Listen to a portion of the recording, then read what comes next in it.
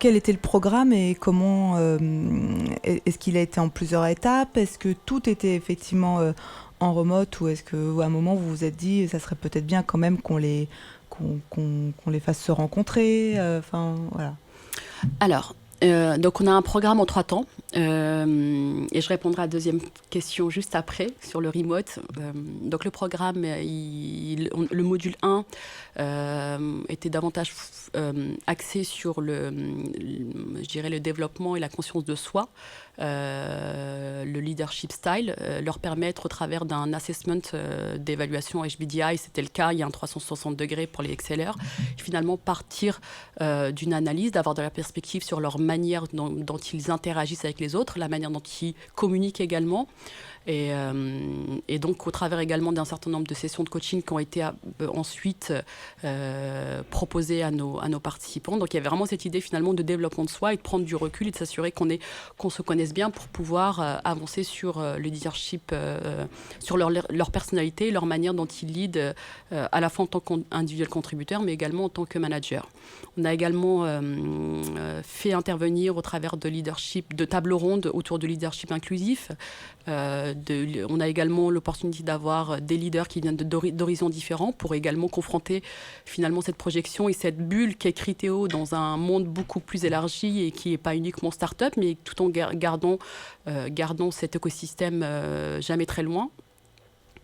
Et donc ça, c'est le module 1. Le module 2 a été plutôt tourné vers l'innovation au travers de ce qu'on appelle une Learning Expedition. Nous avons travaillé en partenariat avec un prestataire Innovation is Everywhere pour s'assurer de proposer une approche innovante, de leur proposer d'avoir des speakers, de pouvoir rencontrer des organisations différentes qui collaient également et qui ont pu vivre au même titre que Criteo le vivait en 2021, une transformation du modèle économique. Et là, pour revenir un peu au sujet tout à l'heure de comment s'assurer que c'était pertinent et qu'on les engage, ça a été aussi de demander aux project contributeurs qu'on a initiés et avec lesquels on travaille en partenariat, de leur dire, voilà, aujourd'hui, quelles seraient les thématiques qui vous paraissent pertinentes, quelles sont les entreprises à travers le monde sur lesquelles vous pensez qu'on puisse avoir un focus particulier au travers de ces Learning Expeditions. Et donc, très simplement, sur Slack, on leur a mis ce que nous, on imaginait, ce que nos prestataires nous proposaient en termes de speakers et de thématiques, et on leur a demandé de lever la main en nous disant, finalement, c'est cette entreprise-là qui m'intéresse plus particulièrement. Pourquoi ?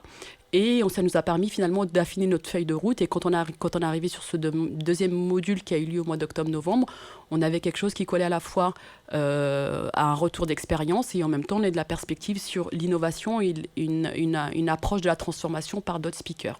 Sur le remote, donc pas le choix, enfin le contexte est ce qu'il est. On a dû finalement bien s'y faire et adapter notre programme en ayant en tête ce remote. Alors, et mi-novembre, les choses allaient pas trop mal, hein, on n'avait pas encore Macron et en fait on a commencé à travailler sur l'idée de se retrouver à Paris ou à Barcelone et de faire venir tous nos risers excellers donc ensemble dans un même lieu, parce que l'expérience remote, elle est à ses limites au même titre que nous le vivons nous tous. Donc elle a également ses limites, et encore plus, je dirais, dans ces programmes où le networking, cette idée finalement de cohorte est hyper importante et donne finalement quelque chose de plus et expérientiel ou expérimental, en tout cas quelque chose de beaucoup plus tourné vers l'autre.